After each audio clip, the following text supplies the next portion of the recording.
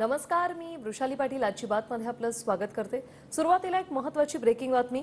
बाळासाहेब ठाकरे वाघ होते, त्यांनी राम मंदिराच्या आंदोलनाला पाठिंबा दिला होता।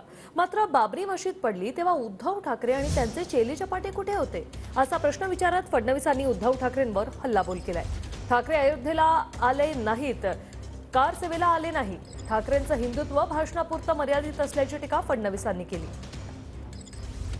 बाबरी मशिदीचा ढाचा पाडला गेला त्यावेळेला फक्त आम्हीच होतो, शिवसैनिक कोणी नव्हते, असेल तर त्यांनी स्पष्ट करावं असं देवेंद्र फडणवीस म्हणतात। ठीक आहे, त्याने तेच चढले असेल आणि त्यांच्या वज्राने तो पडला असेल तर मला माहिती नाही, पण त्यावेळेला सुंदरसिंग भंडारे वगैरे त्यांचेच होते नेते, उपनेते, उपाध्यक्ष काहीतरी।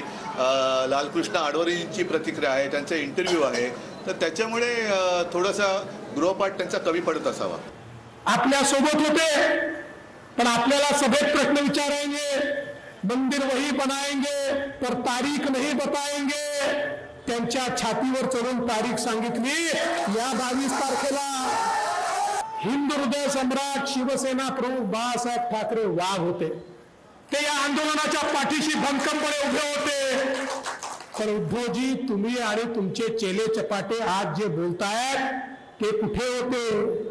तुम्ही आंदोलनामध्ये आले नाही, न तुम्ही कार सेवेला आले, न तुम्ही अयोध्येला आले, न तुम्ही बाबरी ढाचा पाडायला आले। यांचं हिंदुत्व भाषणापुरतं आहे।